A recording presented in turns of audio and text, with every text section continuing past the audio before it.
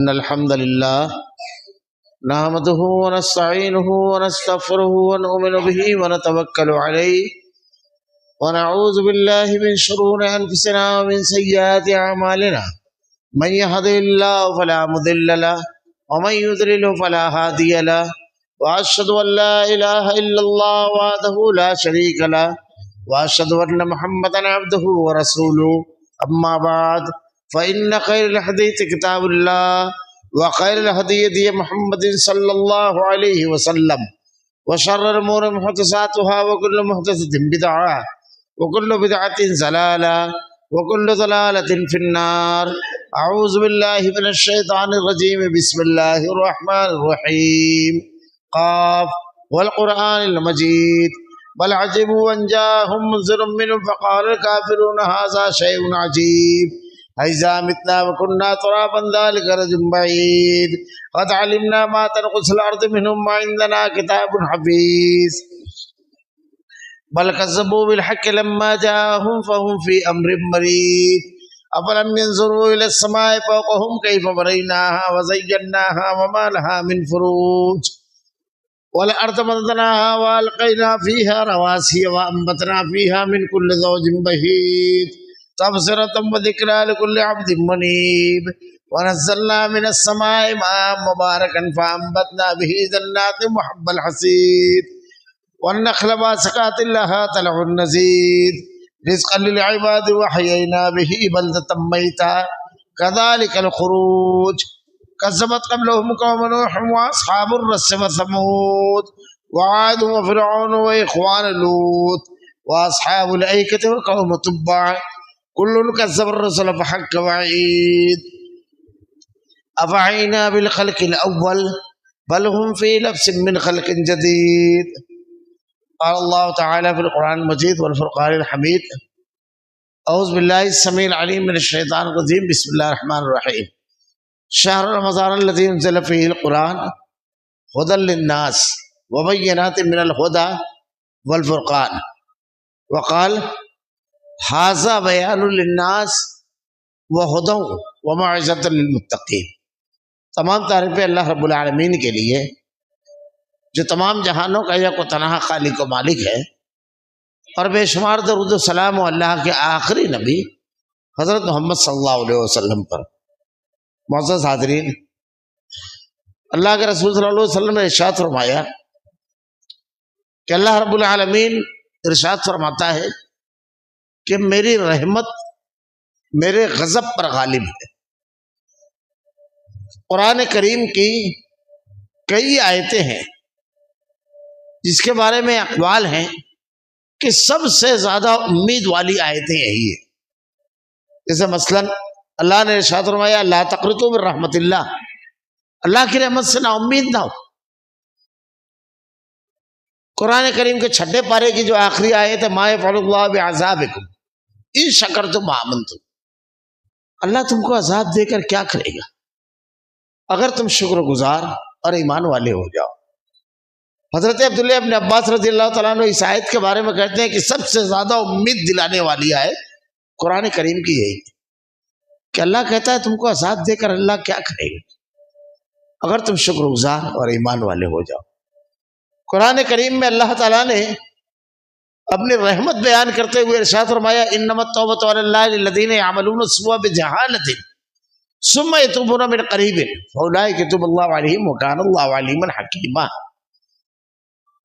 اگر لا علمی کی وجہ سے، جہالت کی وجہ سے آدمی سے کوئی گناہ یا غلطی سرزد ہو جاتی ہے، اور اگر وہ اللہ کی جناب میں اپنے ہاتھوں کو اٹھا کر کے توبہ اور استغفار کرتا ہے، اپنے گناہوں کی معافی مانگتا ہے. سلف کہتے ہیں ہر گناہ جہالت کی بنیاد پر ہوتا ہے. یعنی آدمی جب دین سے دور ہوتا ہے تو آدمی گناہ میں ملوث ہوتا ہے. اور اللہ نے یہاں تک ارشاد فرمایا انما التوبۃ علی اللہ وليست التوبۃ للذین یعملون السیئات حتی اذا حضر احدهم الموت. یہ موقع اس وقت تک باقی ہے جب تک کہ تمہارے نرخرے میں موت نہ آ جائے، جس کو ہمارے یہاں سکرات کہا جاتا ہے. اس وقت تک اللہ رب العالمین نے یہ موقع باقی رکھا ہے. ایک بڑی مشہور حدیث ہے کہ اللہ کے نبی نے ارشاد فرمایا بندہ غلطی کرتا ہے اس سے گناہ سرزد ہو جاتا ہے، پھر وہ اللہ کی جناب میں اس کو احساس ہوتا ہے، وہ اپنے ہاتھوں کو اٹھا کر کے توبہ اور استغفار کرتا ہے، معافی مانگتا ہے، پھر غلطی ہو جاتی ہے، پھر معافی مانگتا ہے، ایسا اس سے بار بار ہوتا ہے۔ اللہ تعالیٰ فرشتوں سے کہتا ہے کہ میرے بندے نے گناہ کیا، غلطی کی، اس نے یہ جانا کہ اس کا ایک رب ہے جو معاف کرنے والا ہے، جو بڑا بخشنے والا ہے، جو بڑا رحم کرنے والا ہے۔ میرے فرشتوں، میں نے اپنے بندے کو بخش دیا، میں نے اپنے بندے کو معاف کیا۔ اللہ کے نبی نے کہا کہ اگر کوئی شخص اللہ سے 3 مرتبہ جنت کا سوال کرتا ہے تو اللہ اسے عطا کرتا ہے، 3 مرتبہ اگر جہنم سے پناہ مانگتا ہے تو اللہ رب العالمین اس کو پناہ دیتا ہے۔ کتنا رحم کرنے والا ہے رب العالمین۔ اللہ کے نبی صلی اللہ علیہ وسلم بیٹھے ہوئے ہیں، ایک جنازہ گزرتا ہے، کچھ لوگ اس کے بارے میں تبصرہ کرتے ہیں، مثبت تبصرہ، بڑا نیک، بڑا اچھا آدمی تھا۔ اللہ کے نبی صلی اللہ علیہ وسلم نے ارشاد فرمایا ثابت ہو گئی، ثابت ہو گئی، ثابت ہو گئی۔ صحابہ کرام نے دریافت کیا اللہ کے نبی صلی اللہ علیہ وسلم کیا؟ اللہ کے نبی صلی اللہ علیہ وسلم نے ارشاد فرمایا اللہ تعالیٰ نے اہل ایمان کی گواہی کو اس کے حق میں قبول کر لیا رب العالمین نے، اور اس کے اوپر جنت ثابت ہو گئی۔ اگر آیتیں اور احادیث کا آدمی مطالعہ کرے تو اللہ کا رحم، کتنا رحیم و کریم ہے وہ، اس سے زیادہ رحم کرنے والا کوئی نہیں، کوئی اس سے زیادہ کرم کرنے والا نہیں ہے رب العالمین سے۔ بڑا رحیم، بڑا کریم ہے وہ اپنے بندوں کے لیے۔ اس بڑی مشہور حدیث کو بھی آدمی یاد رکھے۔ یہ مہینہ رمضان المبارک کا مہینہ یوم نجات ہے۔ اللہ کے نبی صلی اللہ علیہ وسلم نے ارشاد فرمایا وہ شخص محروم رہا جس نے نجات نہیں حاصل کی۔ اللہ کے نبی نے ارشاد فرمایا کہ اللہ تعالیٰ کی رحمت یہ ہے کہ بندہ اگر گناہ کا ارادہ کرتا ہے تو اللہ تعالیٰ کہتا ہے فرشتے سے ابھی نہ لکھ، ابھی نہ لکھ، یہ اس کا رحم ہے۔ ابھی تو میرے بندے نے صرف ارادہ کیا ہے، ابھی اس نے عمل نہیں کیا ہے، لیکن بالفرض اگر اس سے گناہ سرزد ہو جاتا ہے تو اللہ تعالیٰ فرشتے سے کہتا ہے اتنا لکھ جتنا اس نے کیا ہے، اس میں کوئی زیادتی نہ کرنا۔ لیکن یہی معاملہ جب نیکی کا ہوتا ہے، جیسے ہی بندہ کسی نیکی کا ارادہ کرتا ہے اللہ رب العالمین کہتا ہے ایک نیکی لکھ دے میرے بندے کی، کیونکہ اس نے ارادہ کر لیا ہے، صرف ارادے پر ایک۔ اور اس کے بعد جب بندہ نیکی کر لے جاتا ہے تو اللہ رب العالمین فرشتوں کو حکم دیتا ہے اس کو اب 10 گنا تک کے بڑھا دو، اور بعض نیکیاں تو ایسی ہیں جس کو اللہ تعالیٰ 700 گنا تک کے بڑھا دیتا ہے، یعنی بڑھاتا چلا جاتا ہے۔ ذرا سا تصور کیجئے پیمانہ کیا ہے اللہ کے یہاں، کیا پیمانہ ہے؟ آدمی گناہ کا ارادہ کرے کوئی گناہ نہ لکھا جائے، گناہ کرے اتنا ہی لکھا جائے گا، لیکن اگر نیکی کا ارادہ کرتا ہے تو ایک آدمی چلتا پھرتا نیکیوں کا ارادہ کرتے رہے، نیکیاں بڑھتی رہے گی، اور نیکی کرتا ہے تو پھر اللہ تعالیٰ اس کو بڑھاتا چلا جاتا ہے۔ اب اس کے باوجود اگر کوئی شخص روز ہمیشہ اللہ کی جناب میں کھڑا ہو اور اس کے گناہوں کا پلہ اگر جھک جائے، وزن زیادہ ہو جائے، تو اس سے بڑا شقی القلب، اس سے بڑا بدقسمت کون شخص ہو سکتا ہے؟ جہاں پیمانہ ایسا ہے، اللہ کے نبی صلی اللہ علیہ وسلم نے ارشاد فرمایا جب تم صدقہ کرتے ہو تو اللہ رب العالمین اس صدقے کو اس طرح پالتا پوستا ہے کہ رمضان المبارک زکوٰۃ، صدقات، اللہ کے راستے میں خرچ کرنے کا بھی مہینہ ہے، مواقعات کا مہینہ ہے۔ اللہ کے نبی نے ارشاد فرمایا اللہ تعالیٰ اس کو پالتا ہے اور اس کو بڑا کرتا ہے، جیسے ایک چھوٹا سا بچہ جب اس کو پال پوس کر کے جانور کو تم انتہائی موٹا تازہ اور انتہائی جوان کر لیتے ہو، ایسے ہی اللہ تعالیٰ صدقے کو اس طرح بڑھاتا ہے، پالتا پوستا ہے کہ کھجور کا ایک ٹکڑا جو ہے وہ پہاڑ کے برابر ہو جاتا ہے، اللہ تعالیٰ اس کے برابر کر دیتا ہے۔ اگر قیامت کے روز کی روایتیں آدمی پڑھے تو ایسا لگتا ہے اللہ رب العالمین نے اپنے مختلف وجوہات، بہت ہی چھوٹی دنیا میں نظر آتی ہے، اس کی بنیاد پر اللہ تعالیٰ جنت میں لوگوں کو داخل کرے گا، بخش دے گا۔ حصول جنت کا سامان اگر آپ دیکھیں اور اگر آپ غور کریں تو اللہ رب العالمین ہمارے بالکل اطراف میں رکھتا ہے۔ کسی بھی شخص کو اگر جنت چاہیے، نجات چاہیے، جس مقام پر وہ ہے، جہاں وہ رہتا ہے، اس کے اطراف میں اس کا سامان موجود ہوتا ہے۔ ہر حیثیت سے، مال ہے، مال کے ذریعے سے جنت حاصل کرے، صلاحیت ہے، صلاحیت کے ذریعے، وقت ہے، وقت کے ذریعے، یہ سب نہ ہے، صرف آدمی کے والدین ہیں، بیوی بچے ہیں، ان کے ذریعے، کچھ نہیں ہے، محروم ہے، اس کے ذریعے، ہر چیز کے لیے جنت، ہر چیز کے ذریعے آدمی جنت حاصل کرے۔ اب اس کی تفصیلات نہیں، ایک آدمی گھر میں رہتا ہے، اگر والدین کی فرما برداری کرتا ہے، اللہ کے نبی کی بڑی مشہور حدیث ہے کہ جس نے والدین کی فرما برداری کی وہ جنت، میں اس کے لیے جنت کا مستحق، میں اس کے لیے جنت کے ضامن۔ ایک صحابی نے اللہ کے نبی صلی اللہ علیہ وسلم سے آ کر کے دریافت کیا کہ اللہ کے رسول، بہت زیادہ ادھر ادھر ہمیں بہکنا بھٹکنا بہت زیادہ رہی ہے، یہ اللہ کا رحم ہے، کچھ نہیں ہے آدمی کے پاس، صرف والدین ہے۔ اللہ کے نبی صلی اللہ علیہ وسلم سے ارشاد فرمایا، پوچھا اپنے والد کے بارے میں، ارشاد فرمایا تیرے جنت کے دروازوں میں سے ایک دروازہ ہے بالکل بیچوں بیچ کا، چاہے اس کو توڑ دے، ضائع کر دے، چاہے اس کو بچا لے۔ اللہ کے نبی صلی اللہ علیہ وسلم سے ایک صحابی نے آ کر کے کہا کہ اللہ کے نبی میں چاہتا ہوں ایسی نیکی کروں، کسی کے ماں باپ اگر ہو، یہ دیکھیے حصول جنت کا سامان گھر میں موجود ہے، کہا اللہ کے رسول میں ایسی نیکی چاہتا ہوں جس پر رب راضی ہو جائے، خوش ہو جائے۔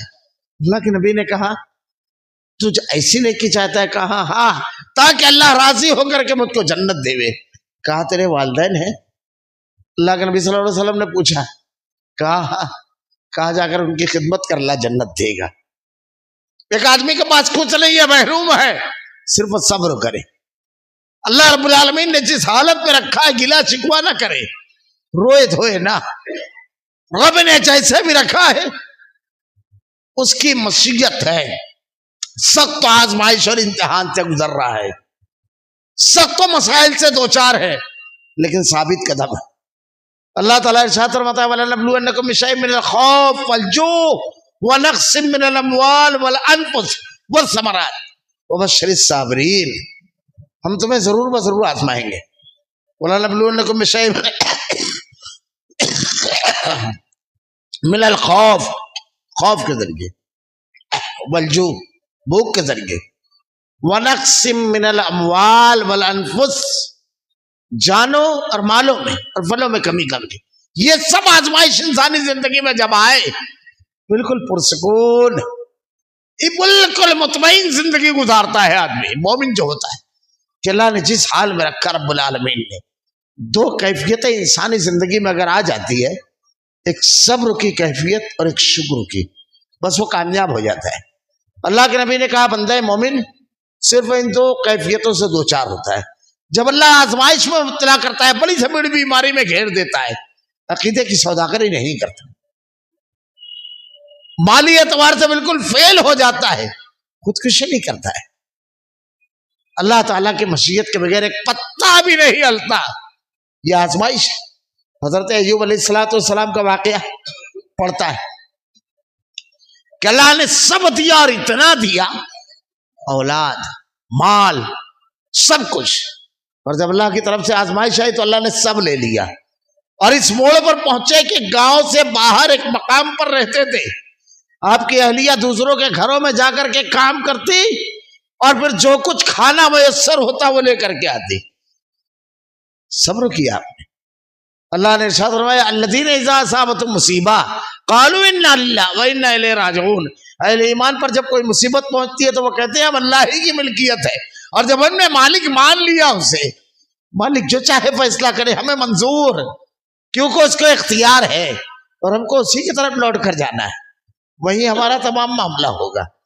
اللہ رب العالمین نے صبر کرنے والوں کے بارے میں ارشاد فرمایا قرآن کریم میں، اللہ کے نبی نے ارشاد فرمایا ہماری زندگی میں جب مختلف واقعات آتے ہیں، مختلف مواقع آتے ہیں، بڑا اہم مرحلہ ہوتا ہے صبر کا، بڑا اہم۔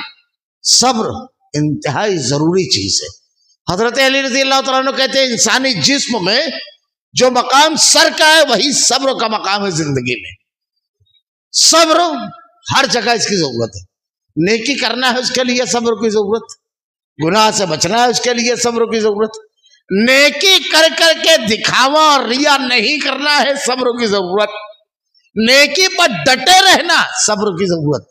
ہمارے یہاں بہت ہوتا ہے، معمولی باتوں پر آدمی صبر کا دامن چھوڑ دیتا ہے. کوئی نیک کام کر رہا ہے، کسی نے کچھ طنز کر دیا، کچھ کہہ دیا، آدمی نیکی چھوڑ دیا. اللہ کے غرض کو بھی چھوڑ دیتے ہیں آدمی. صبر یہ نہیں ہے. آدمی نیکی کرے تو اس کے اوپر جمع رہے. جتنا بڑا انعام ہے صبر کا.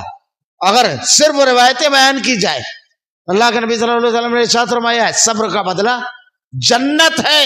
بڑی مشہور حدیث ہے وہ کہ اللہ کے نبی نے ایک عورت کے بارے میں ارشاد فرمایا جنتی. حضرت عبداللہ ابن عباس کہتے ہیں وہ جو کالی عورت جا رہی ہے، لمبی کالی ایک عورت تھی، کالی سی، بولے وہ جنتی ہے. کہا کیوں؟ کہا اللہ کے نبی کے پاس آئی اور کہا اللہ کے رسول مجھ کو مرگی کی بیماری یا دورہ پڑتا ہے، بے ہوش ہو جاتے ہیں، دعا کیجیے اللہ اچھا کر دے. صبر کیا ہے؟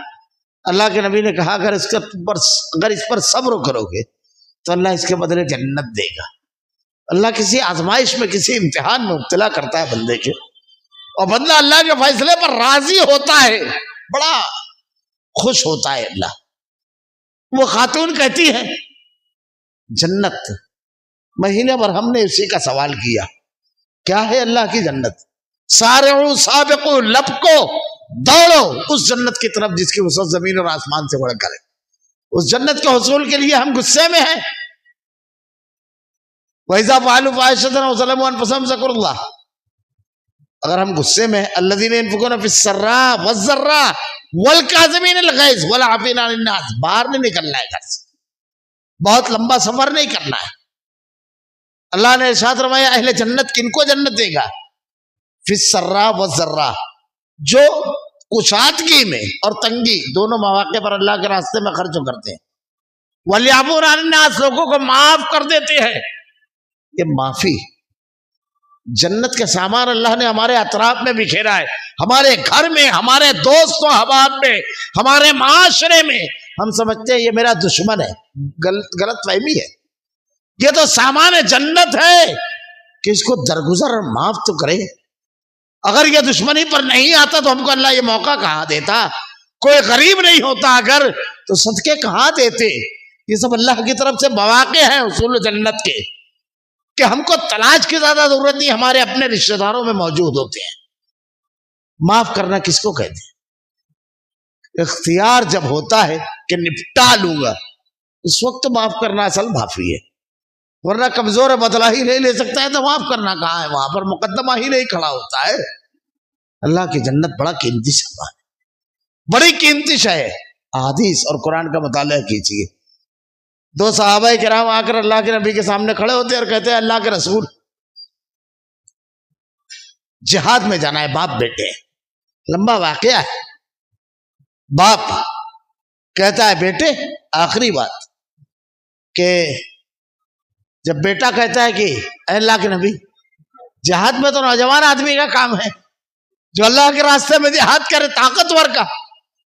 تو باپ نے دیکھا کہ بڑی مضبوط دلیل بیٹے نے دی دی ہے، تو باپ نے کہا تو میرا بیٹا ہے، تیرا کام ہے میری فرما برداری کر، میری بات مان. ایک جملہ. بیٹا کہتا ہے ایک جملہ.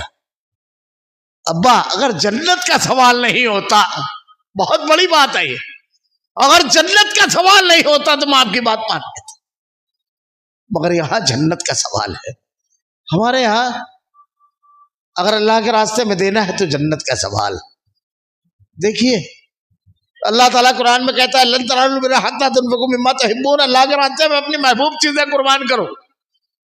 حضرت ابو دہدا اللہ کے نبی سے کہتے ہیں وہ میرا باغ جو مسجد نبوی کے سامنے ہے 600 کھجوروں کا درخت ہو، سب سے اچھا باغ. بعض لوگوں نے کہا ہے وہ منزل الذی یقرض اللہ قرضا حسنا، اللہ تم سے قرض حسنا کا سوال کرتا ہے. یہ آیت جب نازل ہوئی تو تب اللہ کے نبی سے کہا کہ اللہ کے رسول اپنا دست مبارک آگے لائیے، میں نے اس کو قربان کر دیا. مواقع حصول جنت کے مواقع. اللہ کے نبی صلی اللہ علیہ وسلم صحابی سے کہتے ہیں معاف کر دو. کتنا بڑا انعام ہے. اللہ نے کہا الذین ينفقون فی السراء والضراء والکاظمین الغیظ. واقعات کتنے ہیں. حضرت ابوبکر صدیق رضی اللہ تعالیٰ عنہ کا جو واقعہ ہے اگر آدمی پڑھتا ہے پورا وجود ہل جاتا ہے, پورا وجود.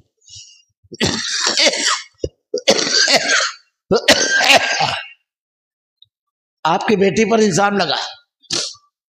جب الزام لگا آپ کی بیٹی پر,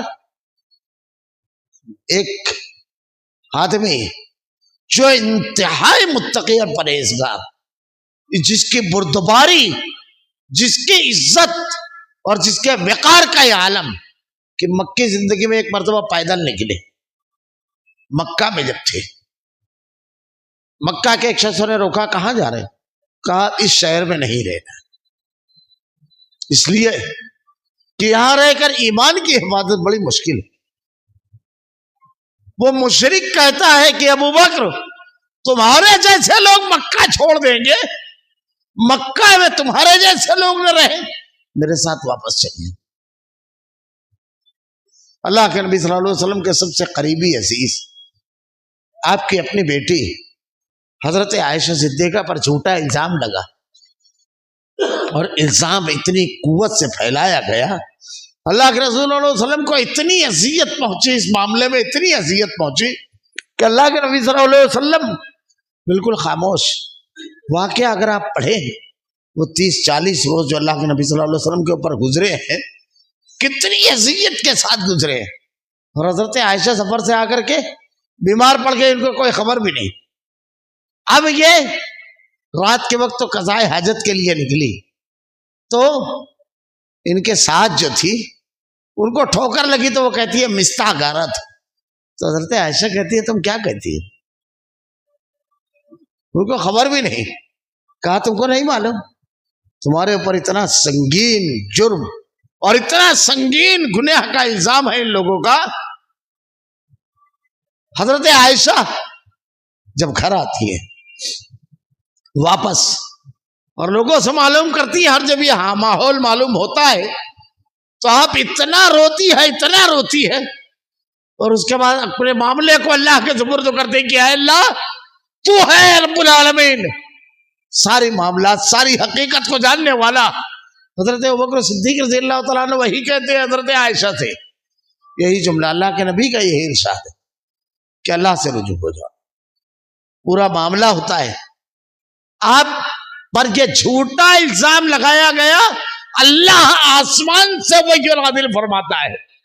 حضرت عائشہ کی بے شمار فضیلتیں ہیں, آپ ان کے لحاظ میں ہوتے اور اللہ تعالیٰ وحی نازل فرماتا, آپ ان کے ساتھ ہوتے اللہ کے نبی صلی اللہ علیہ وسلم اور اللہ کی وحی آتی.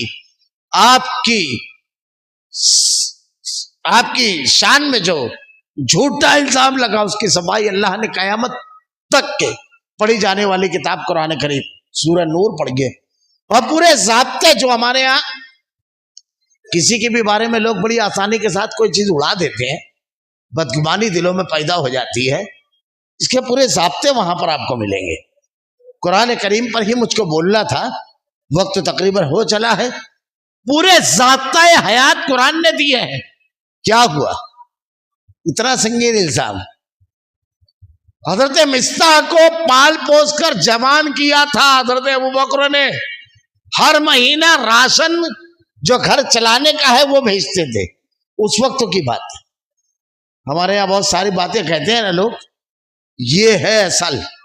مقابلہ کچھ نہیں تھا حضرت مستح میں اور ابوبکر میں. لیکن کیا کہا ابوبکر نے؟ جنت اللہ کا بڑا قیمتی سامان. اس عورت نے کیا کہا تھا؟ اللہ کے نبی سے کہا کہ اللہ مجھے دعا, اللہ کے نبی میرے لیے دعا کیجئے کہ مجھ کو اس بیماری سے نجات دے. اللہ کے نبی نے کہا اگر تم صبر کرو تو تمہارے لیے جنت. کہا اے اللہ کے رسول مجھ کو جنت چاہیے, بس میرا پردہ نہ ہٹے. اللہ کے نبی بس بیماری پر تو میں صبر کروں گی. یہ صحابی کا واقعہ میں بتا رہا تھا. کیا جملہ کہا تھا؟ جنت کے سوال نہیں ہوتا تو ابا اللہ کے نبی سے. ابوبکر صدیق رضی اللہ تعالیٰ عنہ کہتے ہیں اتنا سنگین الزام میری بیٹی کے اوپر, میری بیٹی اللہ کے نبی کی زوج، ہماری ماں، سب سے محبوب بیوی اللہ کے نبی کی خدیجۃ الکبریٰ کے بعد حضرت عائشہ سب سے محبوب. آپ کو کتنی محبت تھی حضرت عائشہ سے. اندازہ لگائیے کہ جب مرض الموت میں تھے تو بار بار پوچھتے ہیں عائشہ کی پاری کب ہے، کب عائشہ کی پاری ہے. ایک روز ایک خاتون کے یہاں رہتے تھے، امہات المومنین نے سمجھ لیا اللہ کے نبی کی مشیت کیا ہے، سب نے مشورہ کیا اور کہا ساری پاریاں عائشہ کی. اب عائشہ ہی کے یہاں رہیں گے. کیسی مزاج سناش رسول تھی، امت کی عظیم ترین فقیہہ اللہ کے نبی کی. جب یہ الزام لگا اور جب یہ مسئلہ صاف ہوا تو موقع تھا، مجرم سامنے کھڑے تھے، پورا انتظام تھا بدلہ لینے کا، کیونکہ غلطی پر تھی. یہ بہت اونچی جگہ ہوتی ہے. حضرت ابوبکر صدیق رضی اللہ تعالیٰ عنہ قرآن کی صرف ایک آیت، وہ بھی جواب کیا دیتے ہیں. اب جب معاملہ صاف ہو گیا کہ الزام جھوٹا ہے تو میں جو ان کو ہر مہینہ بھیجتا تھا اب وہ بند نہیں، اب دوسرے کو جائے گا. اللہ کی جنت بڑا قیمتی سامان ہے، بہت بڑی قربانی دینا پڑتی ہے اس کے لیے، بہت بڑی. اور صحابہ اس کی قیمت سمجھتے تھے. آپ نے ارشاد فرمایا، یہ جملہ قرآن کی آیت نازل اللہ نے نازل فرمائی، وَلَا يَأْتَلِ أُولُو الْفَضْلِ مِنْكُمْ وَالسَّعَةِ. اللہ تعالیٰ نے تم میں سے جن کو صاحب فضل بنایا ہے، صاحب فضل اختیار والا، مال والا، اختیار والا، قوت والا، ان کو کیا کرنا چاہیے؟ اسی کو جنت کا سامان بنا لینا چاہیے، اسی کو کامیابی کا زینہ بنانا چاہیے، اپنی طاقت، اپنے پاور اور اپنے اختیار کو. وَلْيَعْفُوا وَلْيَصْفَحُوا أَلَا تُحِبُّونَ أَن يَغْفِرَ اللَّهُ لَكُمْ. کیا تم یہ نہیں چاہتے کہ اللہ تعالیٰ تم کو معاف کر دے اور تمہاری مغفرت فرما دے، تمہارے گناہوں کو بخش دے؟ کس کے سامنے آیت تلاوت کی گئی؟ صدیق کے. رونے لگے اور کہتے ہیں واللہ میں یہ چاہتا ہوں اللہ میری مغفرت کر دے، میری نجات دے. آج تک کے جو کچھ معاملہ مستاح کے ساتھ تھا ایسا ہی چلے گا. حصول جنت. یہ کون؟ حضرت ابوبکر صدیق اللہ کے نبی صلی اللہ علیہ وسلم سے کہتے ہیں کہ اللہ کے رسول، جنت میں تو ایک دروازہ ہے ریان، جو روزہ دار کے لیے، صرف روزہ دار جائیں گے اس میں. کیا کوئی ایسا شخص ہے کہ جنت کے 8 دروازے، 8 دروازے سے جس کو بلایا جائے؟ اللہ کے نبی نے ارشاد فرمایا اور مجھ کو امید ہے ابوبکر وہ تم ہوگے کہ جنت کے 8 دروازے. لیکن کیا کہہ رہے ہیں؟ مواقع، کوئی موقع نیکی کا ضائع نہ کرنا. یہ اللہ تعالیٰ نے جو سامان رکھا ہے ہمارے نزدیک، یہ رمضان المبارک کا جو مہینہ ہے، یہ نزول قرآن کا مہینہ ہے، یہ ہماری تربیت کا مہینہ ہے، یہ ہماری اصلاح کا مہینہ ہے. تربیت کیسی؟ میں کہتا ہوں ہمیشہ، ایسی تربیت کہ کہیں نہیں ہوگی ایسی تربیت. جو روزہ ہمیں دیتا ہے، اللہ کے جائز کی ہوئی چیزیں ہمارے گھر میں موجود ہوتی ہے، لیکن اب پیاس لگی ہے ایک قطرہ نہیں پیتے، بھوک لگی ہے ایک لقمہ نہیں کھاتے. دن بھر ہمیں اعلان کرتے ہیں اللہ تو نے کہا، رب العالمین جائز کی طرف ہم قدم نہیں بڑھا رہے ہیں. اے اللہ جس کو تو ناجائز قرار دے گے، جس پہ تو ناراض ہو جائے، رب ہرگز نہیں. یہ دن بھر پریکٹیکل تھیری کی بات نہیں ہے، عمل سے ہم کہتے ہیں. یہی تربیت، یہی. اب رمضان المبارک میں قرآن ملا، قرآن میں اللہ تعالیٰ نے کہا یہ کرو، یہ حرام ہے، اس سے رک جاؤ. ہم اس سے رک جائیں. اللہ نے کہا شہر رمضان الذی انزل فیہ القرآن، رمضان کا مہینہ وہ مہینہ ہے جس میں ہم نے قرآن نازل کی. اب قرآن ایک آدمی کی زندگی میں اگر آ گیا، ایک آدمی تجارت کر رہا ہے وہ قرآن دیکھے، ایک آدمی بات چیت کر رہا ہے وہ قرآن دیکھے، ایک آدمی کی کسی کے ساتھ معاملات ہیں وہ قرآن دیکھے، نکاح رشتہ کر رہا ہے وہ قرآن کی تلاوت کرے. ہماری زندگی میں قرآن کتنا ہے؟ اگر ہماری زندگیوں میں قرآن آ گیا، بیٹا ہے، ماں باپ کی فرما برداری کیسی کرنا ہے، پڑوسی کے حقوق کیا ہیں، سب کچھ قرآن میں دیا ہوا ہے. اگر معاشرے کے اندر ہم نے اپنی ذات میں قرآن کو نافذ کر لیا، قرآن اگر ہم کو مل گیا تو ہم کامیاب۔ رمضان المبارک ہمارا کامیاب۔ اللہ تعالیٰ نے جنت جن لوگوں کو عطا کرنی ہے ان کے جو اعمال ہیں اللہ نے قرآن میں بیان فرما دیا ہے، ان اعمال کو اگر ہم نے اپنی زندگی میں لا لیا ہم کامیاب ہو گئے۔ رمضان المبارک کا مہینہ تربیت کا مہینہ ہے، تربیت کے بعد عمل کیا کرنا ہے، کیسے زندگی گزارنا ہے، اس کے ضابطوں کے عطا کرنے کا مہینہ ہے۔ شہر رمضان الذی انزل فیہ القرآن، رمضان کا مہینہ وہ مہینہ ہے جس میں ہم نے قرآن نازل فرمایا۔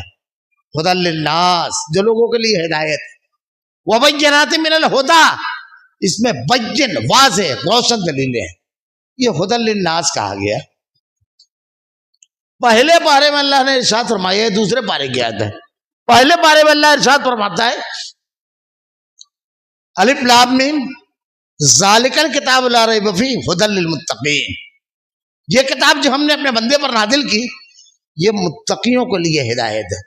پہلے پارے میں شرط رکھی ھدی للمتقین، دوسرے پارے میں ھدی للناس، سب کے لیے عام۔ بظاہر ایسا لگتا ہے اگر آدمی کم علم ہو کہ ٹکراؤ ہے، کیونکہ اللہ تعالیٰ یہاں کہہ رہا ہے متقیوں کے لیے ہدایت، اور وہاں کیا ارشاد فرما رہا ہے سب کے لیے۔ ایک حدیث اللہ کے نبی کی پڑھ جائیے پورا مضمون صاف ہو جائے گا۔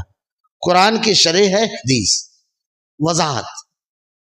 اللہ تعالیٰ نے جو بیان فرمایا، اللہ کے نبی ارشاد فرماتے ہیں کہ آسمان سے جب بارش ہوتی ہے تو کئی ٹائپ کی زمینیں ہوتی ہے، تو ایک زمین ہوتی ہے پتھریلی، اس کے اوپر جب پانی برستا ہے تو وہ نہ اپنے اندر جذب کرتی ہے نہ کچھ، پانی برسا اور پورا پانی بہہ کر کے ندی نالوں دریاؤں میں چلا جاتا ہے، نہ وہ خود فائدہ اٹھاتی ہے نہ لوگ فائدہ اٹھا پاتے ہیں۔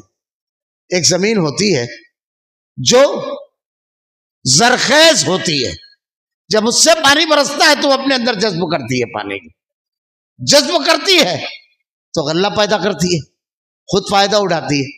اب جب اس سے غلہ اور اناج پیدا ہوتا ہے تو اس سے لوگ فائدہ اٹھاتے ہیں۔ پانی دونوں زمین پر برسا، لیکن ایک نے فائدہ اٹھایا ایک نے نہیں۔ جس آدمی کے اندر تقویٰ کی زرخیزی ہوگی، اللہ کا ڈر ہوگا، قرآن کی آیتیں جب وہ سنے گا تو اس کی کیفیت بدل جائے گی، وہ خود فائدہ اٹھائے گا، قرآن پر عمل کرے گا اور لوگ بھی اس سے فائدہ اٹھائیں گے۔ اومن کان میتن فاحییناہ وجعلنا لہ نورا یمشی بہ فی الناس، اللہ تعالیٰ نے ایمان والے اور ایمان کے علاوہ لوگوں کی مثال زندہ اور مردہ کی دی ہے کہ اہل ایمان ایمان کی روشنی، دین کی روشنی لے کر کے معاشرے میں چلتے ہیں، لوگ ان کے نور سے، نور رہتا ہے ان کے پاس اللہ کا، جس سے لوگ فائدہ اٹھاتے ہیں۔ ان کے پاس جو چیز ہوگی اس کے ذریعے اللہ کے دین کی خدمت کرتے ہیں، وہ جو قوت جو چیز ان کے پاس اللہ تعالیٰ نے دی ہے۔ تو اللہ رب العالمین نے جو ارشاد فرمایا ہے، ورنہ ھذا بیان للناس وہدی وموعظۃ للمتقین، عام آدمی کے لیے قرآن بیان ہے، آدمی سنتا ہے، آدمی معلومات میں اضافہ ہوتا ہے، لیکن زندگی نہیں بدلتی، کیفیت نہیں بدلتی۔ اللہ نے قرآن میں ارشاد فرمایا ہے الم یعن للذین آمنوا ان تخشع قلوبہم لذکر اللہ، کیا اہل ایمان پر ابھی وہ وقت نہیں آیا کہ اللہ کے کلام کی آیتیں ان کے دلوں میں خشیت اور ڈر پیدا کرے۔ فضیل بن عیاض بہت مشہور تابعی گزرے ہیں، ڈاکو تھے، گزر رہے رات کا سناٹا، کوئی ایمان والا ڈوب کر یہ آیتیں تلاوت کر رہا ہے، الم یعن للذین آمنوا ان تخشع قلوبہم لذکر اللہ، کہ اللہ کے ڈر اور خشیت سے جھک جائیں، دل کانپ جائیں، رونے لگے، کہتے ہیں اللہ تیرے کلام کی آیتیں بس، اور وہی توبہ کی۔ اس کے بعد ان کی خدمات دینی اگر آپ دیکھیں تو زبردست محدث گزرے، زبردست فضیل بن عیاض، ایسے بے شمار واقعات ہیں۔ قرآن کی آیتیں ہمارے دلوں میں کتنی خشیت اور تقوی پیدا کرتی ہے، ہماری کیفیت کتنی بدلتی ہے۔ اللہ نے چوتھے پارے میں کہا ھذا بیان للناس، عام آدمی کے لیے یہ بیان ہے، وہدی، وموعظۃ للمتقین، ہدایت اور نصیحت صرف اس کے لیے ہے جس کے اندر تقویٰ ہو. اور تقویٰ کیا ہے؟ اب وقت ہو چکا ہے، صرف 2-4 جملے میں کہوں گا. تقویٰ اللہ کی انتہائی محبت. عبداللہ ابن عمر رضی اللہ تعالیٰ عنہ سے کسی نے پوچھا تقویٰ کیا ہے؟ آپ نے کہا ڈھیلا ڈھالا لباس آدمی پہنا ہو، کانٹے دار جھاڑیاں ہو سب طرف، تنگ و راستہ ہو، تو آدمی کیسے گزرتا ہے؟ لوگوں نے کہا کہ لباس کو سمیٹ لیتا ہے، کہیں اپنے بدن کو دبا لیتا ہے، کہیں تیزی سے گزر جاتا ہے، کہیں جھک جاتا ہے، کہیں لپکتا ہے. کہا بس یہی تو تقویٰ ہے. زندگی میں اپنے آپ کو گناہوں سے، اللہ کی نافرمانیوں سے اسی طرح بچا کر کے، دب کر کے، دامن کو سمیٹتے ہوئے زندگی گزار دینا، یہی ہے تقویٰ. تقویٰ کیا ہے؟ تقویٰ اللہ کی انتہائی محبت کا نام ہے اور انتہائی ڈر اور خوف کا. جب اللہ کی انتہائی محبت دل میں پیدا ہوگی تو رب کو راضی کرنے کے لیے پھر وہ نیکیاں آدمی کرے گا جو دوسروں کے تصور سے باہر ہوتی ہے، جو دوسروں کے تصور میں نہیں. ہم صحابہ کرام کی زندگی میں جو سب چیزیں دیکھتے ہیں، انتہائی محبت اللہ کی. اللہ نے ارشاد فرمایا والذین آمنوا اشد حبا للہ، اہل ایمان کے دل میں اللہ کی محبت بڑی شدید ہوتی ہے. اور کفار جو ہوتے ہیں یحبونہم کحب اللہ، ان کی محبت ان کے لیے بڑی شدید ہوتی ہے. اب دیکھیے ذرا سا موازنہ کر لیجیے ہلکا سا. ایک آدمی مشرک ہے، تیجا کبھی نہیں چھوڑے گا، 10واں 20واں نہیں چھوڑے گا، 11ویں کی نیاز کبھی نہیں چھوڑے گا، کیونکہ شدید ہے محبت. لیکن ایک آدمی کی اللہ کے دل میں شدید محبت ہے، قربانی کبھی نہیں چھوڑے گا، نماز کبھی نہیں چھوڑے گا. آپ دیکھیے شرک میں ڈوبے ہوئے عمل کرنے والے کبھی شرک کو نہیں چھوڑتے ہیں، بدعت نہیں چھوڑتے ہیں، بڑی استقامت ہوتی ہے. اور سنت والے کبھی سنت نہیں چھوڑتے ہیں. ابھی یہ کل کی رات جو کل سے پہلے کی گئی لیلۃ القدر کی 5 راتیں اور ایک شب برات دیکھی، جن کے اندر بدعت کی محبت تھی چھوٹے بچوں کے ساتھ جاگتے رہے. رب نے جس رات کے بارے میں کہا اِنَّا أَنزَلْنَاهُ فِي لَيْلَةِ الْقَدْرِ وَمَا أَدْرَاكَ مَا لَيْلَةُ الْقَدْرِ، پتہ بھی نہیں تھا، پتہ بھی نہیں چلا. اللہ کے نبی، صحابہ پورے گھر والوں کے ساتھ جاگتے. اللہ کے نبی گھر چھوڑ کر کے مسجد میں اعتکاف کرتے تھے انہی 5 راتوں کی تلاش کے لیے. رات دن کی طرح نظر آتا تھا. چھوٹے چھوٹے بچے رات رات بھر عبادت کیا کرتے تھے، ذکر و اذکار. اتنے طویل طویل قیام کیا کہ حدیث کے الفاظ ہم کو فلاح کے چھوٹنے کا خطرہ ہوا. فلاح کیا ہے؟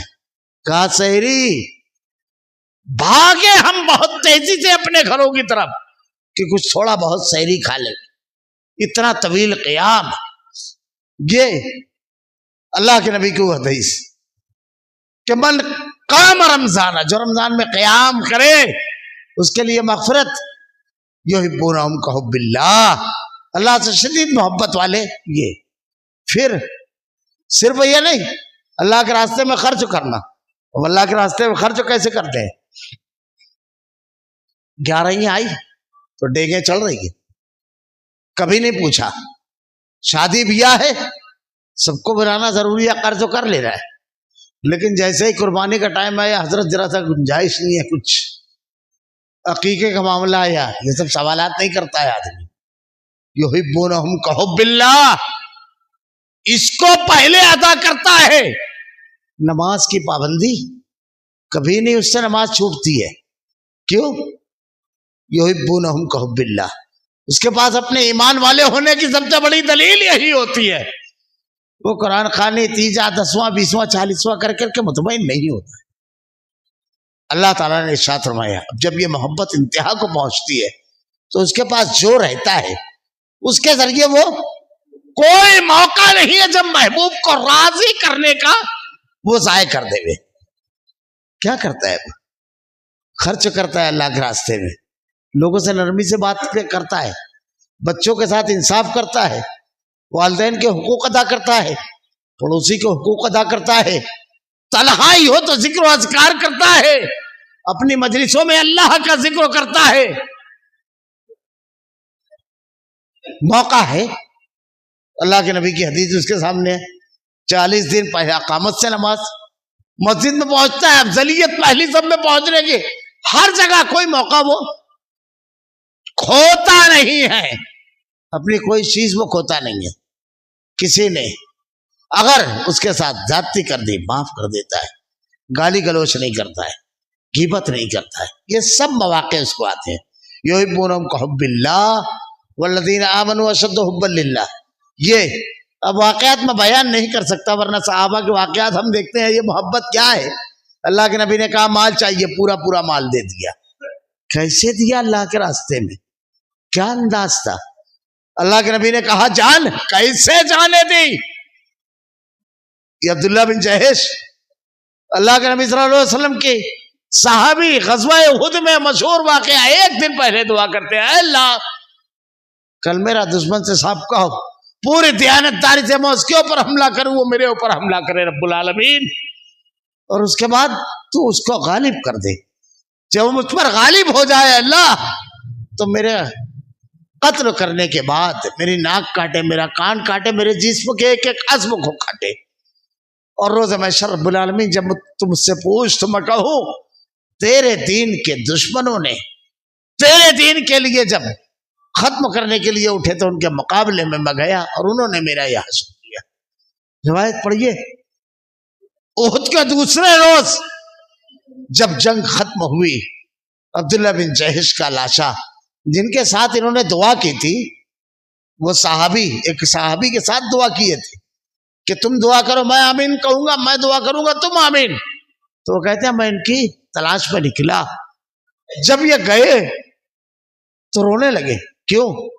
ان کی لاش کا معاملہ یہ تھا کہ ان کی بہن زینب بنت جہش جب آئی تو اللہ کے نبی نے کہا نہیں، ان کا لاشا دیکھ نہیں پاؤ گے اپنے بھائی کا، نہ جاؤ۔ کہا دیکھوں گی اللہ کے رسول۔ ان کے گھٹنے انگوٹھے سے پہچانا تھا ان کو کہ یہ لاش میرے بھائی کی ہے۔ روتے ہوئے جملہ کہتی ہے کہ اللہ کے نبی لوگ تو اپنوں کو اللہ کے جناب میں پورا پیش کری ہے، میں تو میرے بھائی کو ٹکڑے میں پیش کروں گی اللہ کے جناب میں کہ یہ ہے میرا بھائی۔ عبداللہ بن جہش کا لاشا جب ان کے جو دعا مانگے تھے دیکھنے کے لیے گئے تو لاش ایسے ہی پڑی تھی ٹکڑے میں۔ کہتے ہیں کہ کل مانگی تھی دعا، آدھی دعا تو میں نے اس دنیا میں دیکھ لی کہ اللہ اس طرح میرا قتل ہو کہ میرے ناک کاٹے، آنکھ کان کاٹے، میرے جسم کے ایک عضو کو، اور کل روز محشر سے اٹھا اور میری حالت پوچھ، میں کہوں اللہ تیرے دین کے لیے۔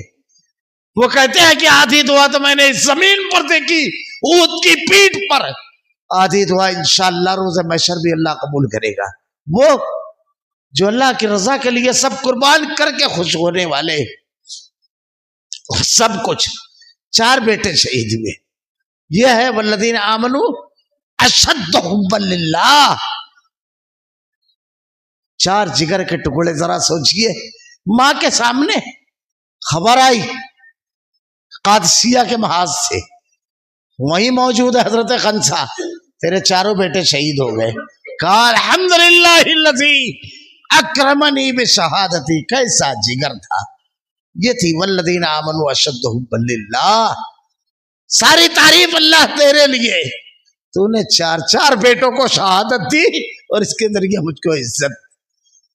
کتنے واقعات ہیں، کوئی ایک موقع کبھی ضائع نہیں کرتا ہے۔ یہ ہے تقوی اور ڈر اللہ کا کیسے پیدا ہوتا ہے، انتہائی خوف، گناہ نہیں کرتا ہے آدمی، میرا رب ناراض نہ ہو جائے۔ رب کی ناراضگی سب سے بڑی چیز ہوتی ہے اس کے نزدیک، رب ناراض نہ ہو جائے۔ جب رب کی ناراضگی سے ڈر اور خوف پیدا ہوتا ہے تو ہوتا کیا ہے؟ ہوتا یہ ہے کہ کیفیت بدل جاتی ہے۔ میں کہتا ہوں ہمیشہ صحابہ بھی ہماری طرح انسان تھے، ان کے بھی رشتہ و پیوند تھے، ان کے بھی تعلقات تھے، ان کی بھی خواہشات اور جذبات تھے، مگر کیا تھا؟ اس کی حقیقی تفسیر تھے وہ اللہ سے شدید محبت اور اللہ کا شدید خوف ان کے دلوں میں تھا۔ گناہ کی دعوت دی جاتی ہے، کہتے ہیں میں مسلمان ہوں، گناہ ہو گیا، ایسی توبہ کی کہ اللہ کے نبی کہتے ہیں تم تبصرہ کرتے ہو پوری وادی میں اگر ان کی توبہ کو بانٹ دیا جائے تو اللہ سب کی مغفرت کر دے گا، سب کو معاف کر دے گا رب العالمین اگر غلطی ہو گئی تو۔ یہ تقویٰ یہ ہے، اور تقویٰ روزے سے پیدا ہوتا ہے، اور روزہ رکھتے ہوئے آدمی جو عمل کرتا ہے، جو پریکٹیکل زندگی گزارتا ہے، ہمیشہ کی وہ کامیاب زندگی دیتا ہے قرآن۔ یہ ساری چیزوں کا مجموعہ ہے رمضان۔ تو جس نے رمضان پا لیا، روزے رکھ لیے، اللہ تعالیٰ نے کہا روزہ میرے لیے ہے، سارے نیکیوں کے جزا میں نے لکھی ہے، بتا دیا ہے، لیکن اس کی رضا یہ میرے ذمے ہے۔ اللہ جب اپنے ذمے لے لے تو اللہ رب العالمین سے زیادہ رحیم و کریم کون ہے؟ وہ رحیم ایسی عطا کرے گا۔ مولانا ابوالکلام آزاد کہتے ہیں اگر غور کرو تو اللہ گھٹیا چیزوں کے بدلے میں انتہائی اعلیٰ چیز، ہماری یہ چند روزہ زندگی لے گا، ہمیشہ ہمیش کی زندگی دے گا۔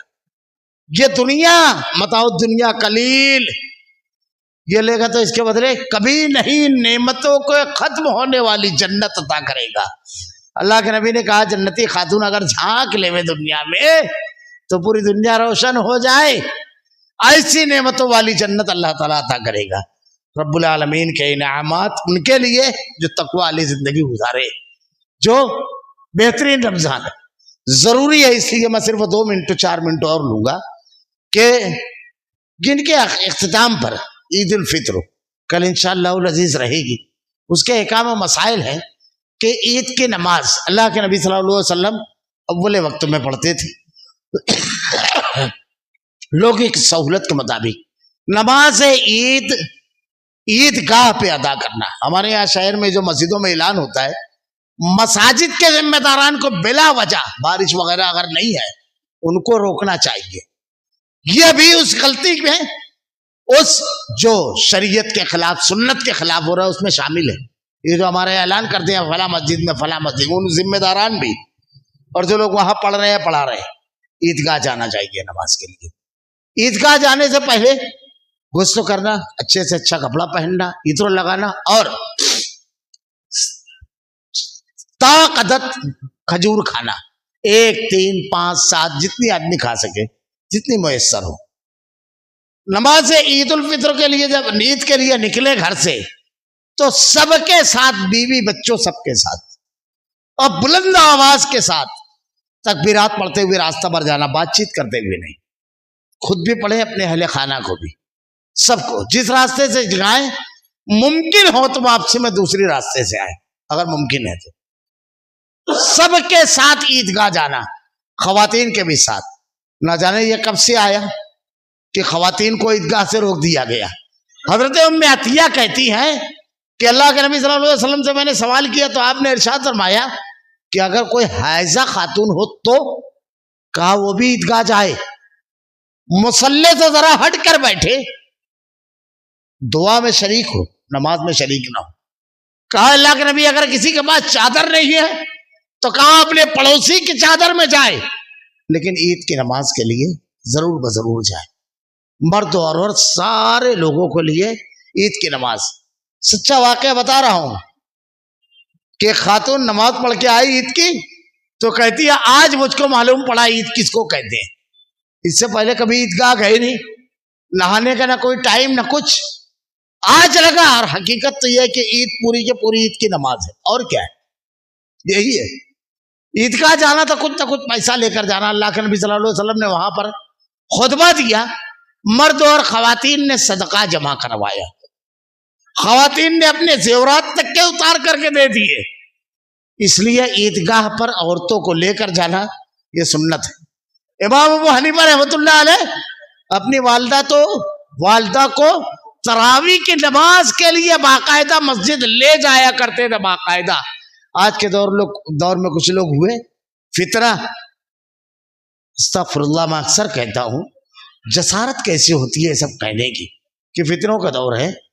مسجدوں میں جائیے، مسجدوں میں بورڈ لگا رہتا ہے ان الصلاۃ تنہی عن الفحشاء والمنکر، اس پر لکھا رہتا ہے نماز برائی اور بے حیائی سے روکتی ہے. اللہ کے نبی کو نہیں سمجھا.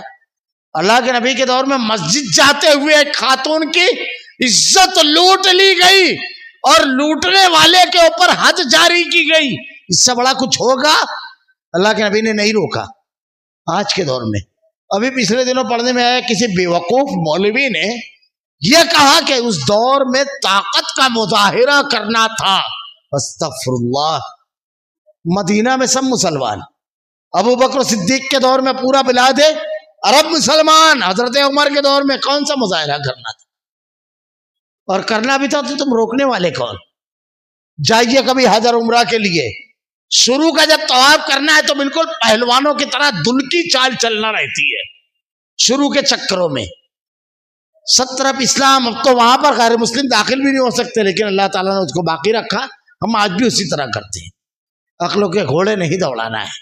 خواتین کو اس سے محروم مت رکھیے. عید کی نماز کے بعد یہ شکرانہ ہے مہینہ بھر کی بندگی کی جو گزاری ہے. اب اس کے بعد عید کے ایام میں خوشی کو خوشی کی طرح گزاریں. لوگوں کے لیے، اپنے اہل خانہ کے لیے غم کا سبب نہ بنے. خاص طور سے نوجوان شاہراہوں پر جانا، بے اعتدالی برتنا بڑی اہم چیز ہے. اپنی خوشی دوسروں کے غم، دوسروں کی تکلیف کا سبب نہ بنے. اسی کے لیے تو کہا گیا ہے عید کی نماز سے نکلنے سے پہلے فطرہ ادا کر دینا، تاکہ ہم اگر گھر سے کھا کر نکلیں تو ہمارے بازو والے کے یہاں بھی اتنا اناج ہو کہ اس کے چہرے پر بھی کہا نہیں تو مسکان تو ہو کہ میرے بچے بھی اب بھوکے نہیں رہیں گے. عید خوشی بانٹنے کا نام ہے، خوشیوں کو تباہ کرنے والی چیز نہیں ہے. یہ شکرانہ ہے. شکر میں اللہ رب العالمین کی طرف رجوع ہوا جاتا ہے اور بے اعتدالی نہیں ہوتی ہے. اللہ رب العالمین سے دعا ہے رب العالمین تمام کے تمام اعمال و افعال کو ایسے کرنے کی توفیق دے رب العالمین جو تجھ کو راضی کرنے والے ہیں.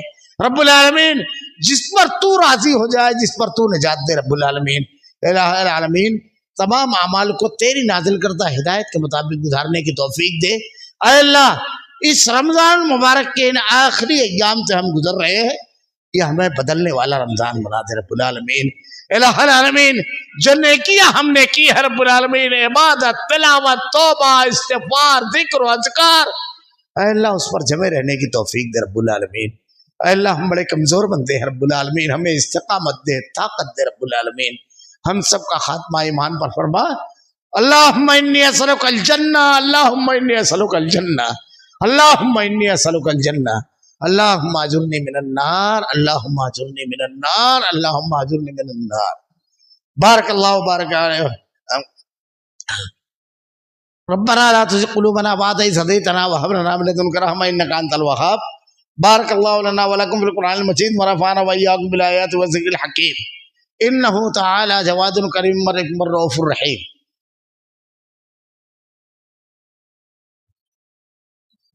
الحمد لله نحمده ونستعينه ونستغفره ونؤمن به ونتوكل عليه ونعوذ بالله من شرور أنفسنا ومن سيئات أعمالنا من يهده الله فلا مضل له ومن يضلل فلا هادي له وأشهد أن لا إله إلا الله وحده لا شريك له وأشهد أن محمدا عبده ورسوله أما بعد. أعوذ بالله من الشيطان الرجيم. بسم الله الرحمن الرحيم. إن الله يأمر بالعدل والإحسان وإيتاء ذي القربى وينهى عن الفحشاء والمنكر والبغي يعظكم لعلكم تذكرون.